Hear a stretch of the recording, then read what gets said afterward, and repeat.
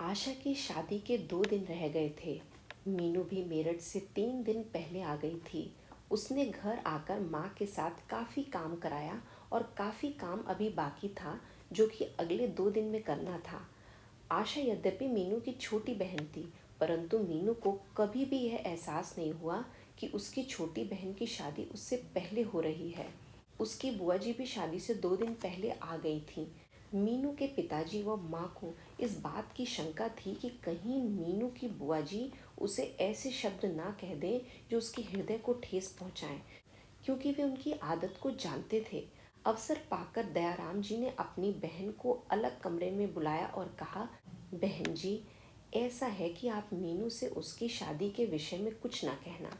बुआ जी बोली, ना भैया, मैं तो उससे कुछ भी नहीं कह रही हूँ। पर हाँ, तुम पहले आशा की शादी क्यों कर रहे हो? पहले तो मीनू की शादी करनी चाहिए थी। बड़ी को छोड़कर छोटी की शादी नहीं करते हैं। उनकी यह बात सुनकर पिताजी नम्रता पूर्वक बोले, बहन जी, आजकल इन बातों को कौन मानता है? और फिर मीनू वकालत पढ़ रही है, अभी उसकी शादी कैसे हो सकती है? इतना कहकर पिताजी अपने काम में व्यस्त हो गए। अगले दिन सुबह से ही शादी की अनेक रस्में शुरू हो गईं। एक रस्म के अनुसार बड़ी बहन को आरती उतारनी होती है। जैसे ही उस रस्म का नंबर आया, बुआ जी बोली, मीनू की माँ, इस रस्म को कौन करेगा? सामने बैठी मीनू की ओर इशारा करते हुए माँ बोली, बड़ी बहन ही करती है यह रस्म, इसलिए मीनू ही करेगी। मीनू? अरे मीनू कैसे कर सकती है? यह रस्म तो शादीशुदा बहन ही कर सकती है। मीनू की तो अभी शादी ही नहीं हुई है। बुआ जी कुछ उत्तेजित होकर बोली। यह बात सुनकर सामने बैठी मीनू का चेहरा मुरझा गया। मीनू के मुरझाए चेहरे को देखकर माँ उसकी मना स्थिति समझ गई और बुआ जी से बोली, आजकल कौन मानता है इन सब बातों को? मीनू ही करेगी सारी रस्में। यह कहकर माँ पूजा का थाल सजाने लगी। ज्यों ही मीनू ने रस्म शुरू की, आस पड़ोस की सभी महिलाओं की कटाक्षपूर्ण निगाहों ने मीनू को बेचैन कर दिया। सभी आपस में धीरे धीरे कटाक्ष करने लगी। उस समय मीनू का दिल हुआ कि उस पूजा की थाल को वहीं छोड़कर अंदर बिस्तर पर जाकर खूब रोए, परंतु उसने संयम से काम लिया। रस्म पूरी हो जाने पर ही वह वहां से हटी। जैसे ही वह अंदर कमरे में गई, एकांत में उसका हृदय रो पड़ा। उसके नेत्रों से आंसू टपक पड़े। इतने में ही आशा ने कमरे में प्रवेश किया। आशा को देखकर उसने झटपट अपने आंसू पोंछे और अपने को संयत करके आशा से बातें करनी शुरू कर दी। अगले दिन घर में विशेष चहल पहल थी। काफी मेहमान आ चुके थे। बारात आने में कुछ ही घंटे रह गए थे। बच्चे एक समूह में एकत्रित होकर खेल रहे थे।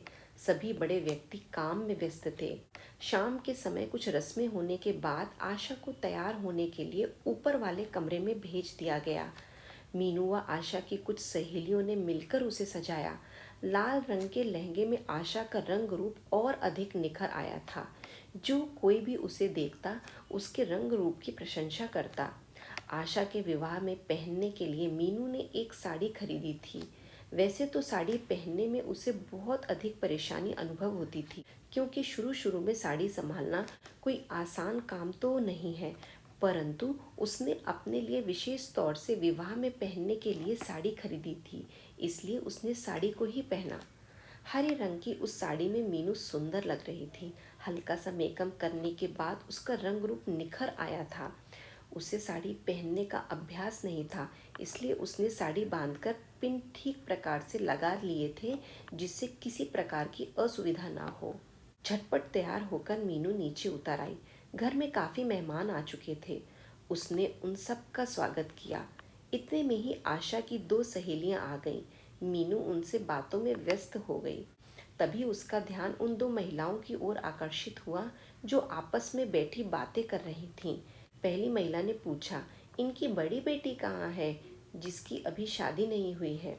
दूसरी महिला ने मीनू की तरफ इशारा करते हुए बताया, वह सामने जो हरे रंग की साड़ी में खड़ी है, वही बड़ी बेटी है। तीसरी महिला बोली, लड़की तो बड़ी भी सुंदर है, फिर इसकी शादी क्यों नहीं हुई? इतना सुनकर पहली महिला बोल पड़ी, क्या पता चलता है आजकल की लड़कियों का, बड़े नखरे होते हैं इनके। दूसरी महिला, जो कि मीनू के परिवार को अच्छी तरह जानती थी, बोली, यह लड़की वकालत पढ़ रही है, इसलिए इसने अभी शादी करने से मना कर दिया है। तभी पहली बोल पड़ी, पढ़ाने के चक्कर में कौन अपनी बेटियों को इतना जवान करता है।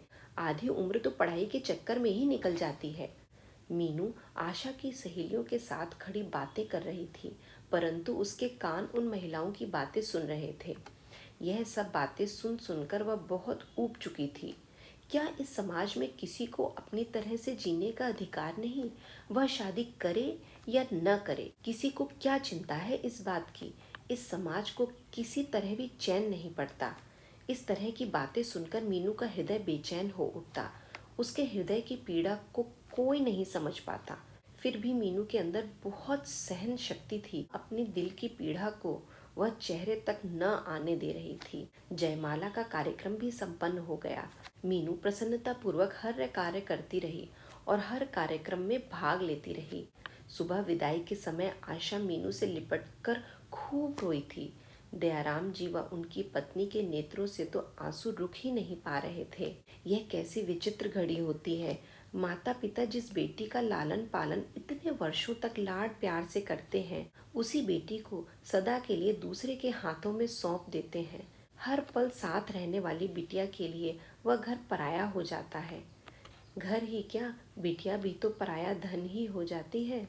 जैसे ही आशा विदा हुई, माँ अंदर जाकर फूट फूट कर रो पड़ी। पिताजी के नेत्र भी जल से पूर्ण थे, परंतु उन्होंने अपने ऊपर संयम रखकर अपना काम शुरू कर दिया।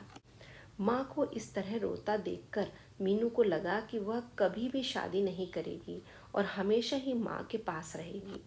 माँ के प्रति एक विचित्र स्नेह उसके हृदय में उमड़ पड़ा। कितना कष्ट सहा है माँ ने हमारे लिए। उन्होंने हमारी हर खुशी व सुख सुविधा का ध्यान रखा है। अपनी बीमारी में भी सदैव उन्हें हमारी ही चिंता रहती है। पर यह कैसा रिश्ता होता है जो कि पल भर में बेटी को माँ से अलग कर देता है। इस तरह के अनेक विचार मीनू के मस्तिष्क में घूमने लगे। मीनू ने माँ को एक गिलास पानी पिलाया और सांत्वना देते हुए बोली, माँ आप रो नहीं, आपकी एक बेटी ही तो विदा हुई है, दूसरी बेटी तो आपके पास ही है। यह बेटी आपको रोता हुआ छोड़कर नहीं जाएगी, यह आपके पास ही रहेगी। यह बात सुनकर माँ ने मीनू को अपने हृदय से लगा लिया और रुआंसे स्वर में बोली, नहीं बेटी, ऐसा ना कहो। बेटी तो पराया धन ही होती है, वह अपने घर में ही शोभा देती है। इतने में ही दयाराम जी अपनी पत्नी को किसी काम के लिए बुलाकर ले गए। 4 दिन तक मीनू माँ के साथ घर के सभी काम करती रही। विवाह के बाद घर कितना अव्यवस्थित हो जाता है, उसे व्यवस्थित करने का कार्य मीनू ने ही किया। अब सब कुछ व्यवस्थित हो चुका था। घर का काम तो माँ स्वयं ही कर लेती थी। मीनू को अब अपनी पढ़ाई की चिंता हो रही थी। जब तक शादी के कार्य में व्यस्त रही, तब तक उसका ध्यान पढ़ाई की ओर नहीं गया। विवाह का संपूर्ण कार्य संपन्न हो जाने पर उसका ध्यान अपनी पढ़ाई की ओर गया। मीनू को लगा कि अब मेरठ जाने के बाद उसे बहुत लगन से पढ़ना पड़ेगा, क्योंकि वह काफ़ी दिनों की छुट्टियां ले चुकी थी। उसने अपने माता पिता से मेरठ जाने की अनुमति ली। माँ को बिल्कुल अकेला छोड़कर जाना उसे अच्छा नहीं लगा, परंतु एक ओर माँ का स्नेह था तो दूसरी ओर अपनी पढ़ाई की चिंता। मीनू की माँ ने स्वयं ही उसे मेरठ जाने की अनुमति दे दी थी। वे जानती थी कि आशा के विवाह के कारण मीनू की 10 दिन की छुट्टियां हो गई हैं।